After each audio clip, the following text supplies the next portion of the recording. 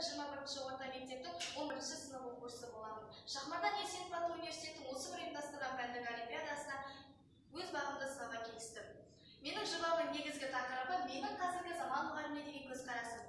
Сөзімді елбасымыз Нұрсұлтан Әбішұлы Назарбаевтың сөзімен бастасам. Ол бір сөзде қазір ой жарыстыратын емес, ой жарыстыратын заман. Яғни қазіргі негізгі міндетті бізге, яғни ұрпаққа қойып отыр. Ұрпақ білімді болу керек. Бұның негізгі мақсаты білім саласында біз шет елдермен тереземіз тең болу, ойы ұшқыр саналы білімді ұрпақ тәрбиелеу болып табылады.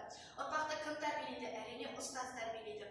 Осы орайда америкалық жазушы Джек Лондонның сөзімен түбегейлі келісемін. Ол бір сөзінде мұғалімдер қолынан өзге жұмыс келмегені үшін ұстаздық етуге келген жоқ. Керісінше, қолынан кез келген жұмыс келетін адамдарды тәрбиелеп шығаруды өзіне мақсат етті дейді.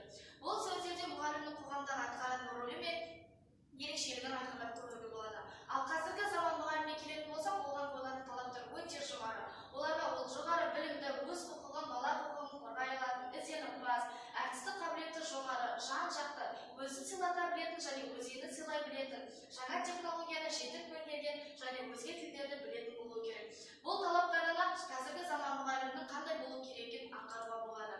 Ал кешегі мен қазіргі мұғалімдер салыстыратын болсақ, кеше оқушы мұғаліммен төмен тұрушы болсақ, қазір оқушы мұғаліммен дос, құрбы-құрдас, серіктес болуы керек. Кеше оқушы мұғалімнен қорқу керек болса, ал қазір оқушы мұғалімді сыйлау керек. Тағы да басқа екеуінің айырмашылықтары өте көп.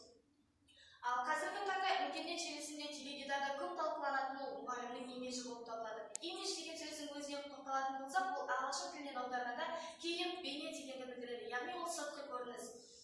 Бұны не үшін айтып жатырмын? Себебі мұғалім бейнесі оқушылар есінде ең әсерлі сәттермен сақталып қалады. Имидж деген сөзді көптеген факторлармен салыстыруға болады. Ол сезе білу, шыдамдылық және мәнерлі сөйлеу. Сезе білу деген мұғалімнің екінші мамандығы, ол психолог бола білуі керек. Кез келген баланың жағдайына кіріп, оның басқалармен қарым-қатынас жасауына өте ықпалын тигізуі керек. Ал шыдамдылық деген кез келген ұстазға келіп қабілет болып табылады. Себебі әр елдің сабырсыз ерке балаларын тыныштандыру, оларды сабырға келтіру кез келген мұғалімнің қолына келе бермейді. Ал мәнерлі сөйлеу деген спикердің дауысы жағымды, ұтымды, дауысы жағымды болса, барлық адамдарды өзіне ұйытып келтіре алады. Себебі бұл қасиеттің мұғалімге керектігі, ол оқушыларды өзіне тыңдата білу керек, оларды ұйытып алып кетуі қажет. Сөзімді қорытындылайтын болып болсам, қазіргі болашақ ұстаз кім? Мен болашақ ұстаз педагогтарды 3 санатқа бөлдім.